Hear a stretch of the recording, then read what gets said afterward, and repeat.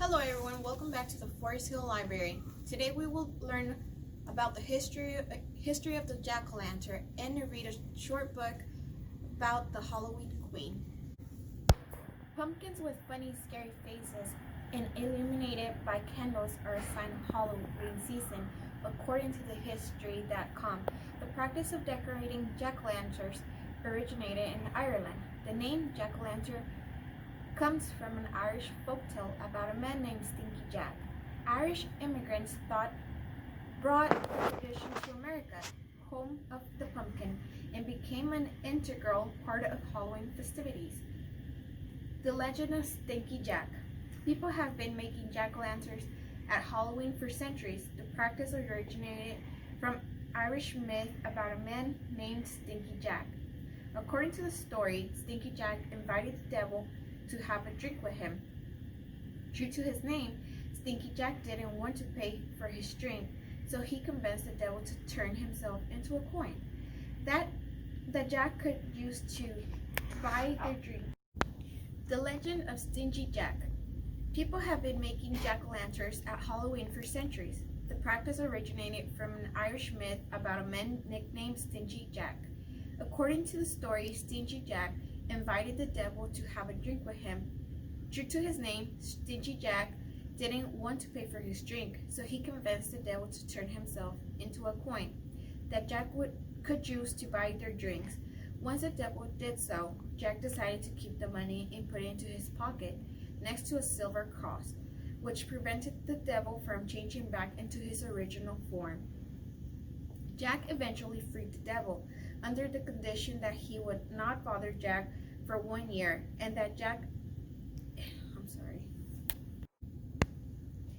eventually freed the devil under the condition that he would not bother Jack for 1 year, and that should Jack die, he would not claim his soul. The next year, Jack again tricked the devil into climbing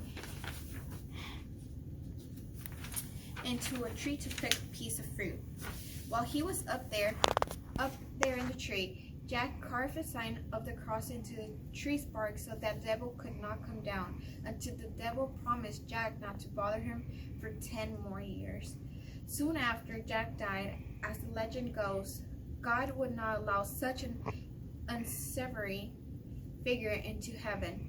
The devil, upset by the trick Jack had played on him, keeping his word not to claim his soul, would not allow Jack into hell.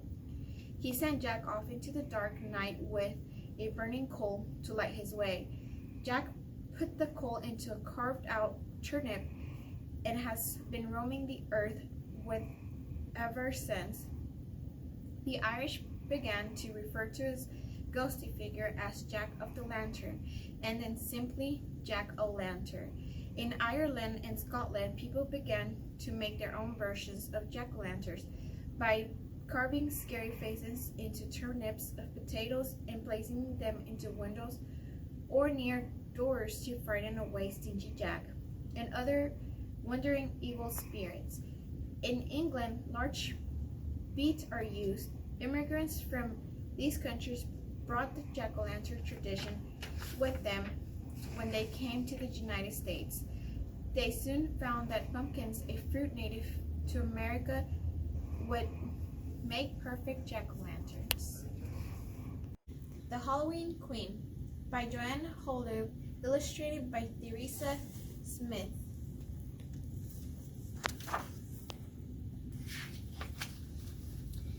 It's Halloween night and Sam shouts from the street, "Hey, put on your costume. Let's go trick or treat."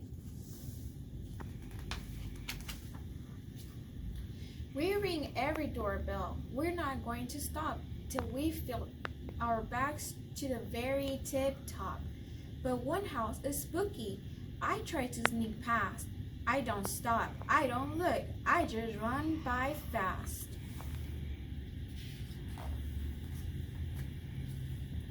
The lady who lives there adores Halloween, so that's why I call her the Halloween Queen. Each year in October, her flowers turn black. A ghost haunts her front yard, and bats hang out the back. Wolves howl from her rooftop, cats hiss from her trees. A skeleton family sways in the breeze. The treats she gives out are the best on the block. Still, I'm scared to go up to her door and knock. My friends are not frightened. They tap on her door. Knights, mummies, queens, vampires, and witches galore. The other kids go one by one, two by two. So Sam says, "I'm chicken." He says, "I dare you."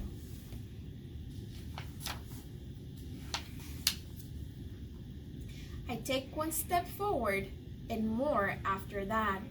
In no time I'm standing on her welcome mat. My knees are knocking. My feet are concrete. I take a big breath and I shout, "Trick or treat!"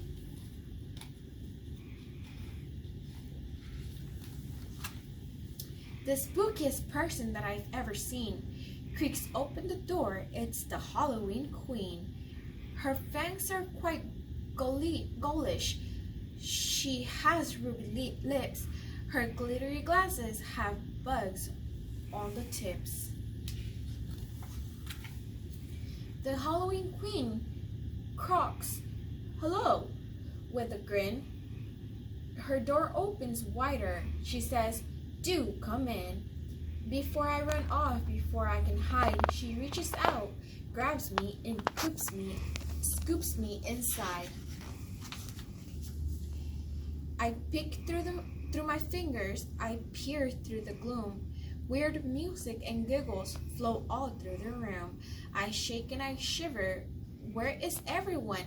Then I see my friends. Gasp. They're all having fun. A Halloween party. Oh, I should have guessed. The Halloween Queens would, of course, be the best. We play pin the sticker on which Wanda's nose. I miss by a mile. I stick mine on her toes. Some wraps me in paper, the toilet roll kind. We turn into mummies and then we unwind. We paint pumpkin faces, some smile and some frown. Mine looks like a spaceman, Sam's looks like a clown. There's plenty to snack on, it's time to dig in.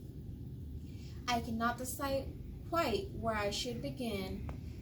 The crapple goblins all dripping with goo, green marshmallows monsters, some sweet bubbling brew.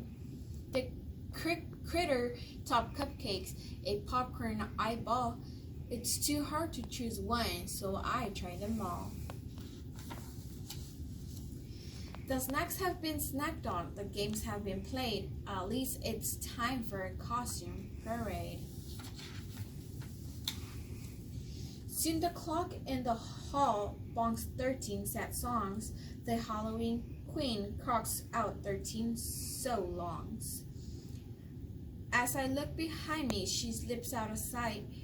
She won't be the same again after tonight. I'll see her tomorrow and more after that, but she won't be wearing her extra tall hat. Her teeth won't be green and her lips won't be red. Her croaking laughter won't fill me with dread.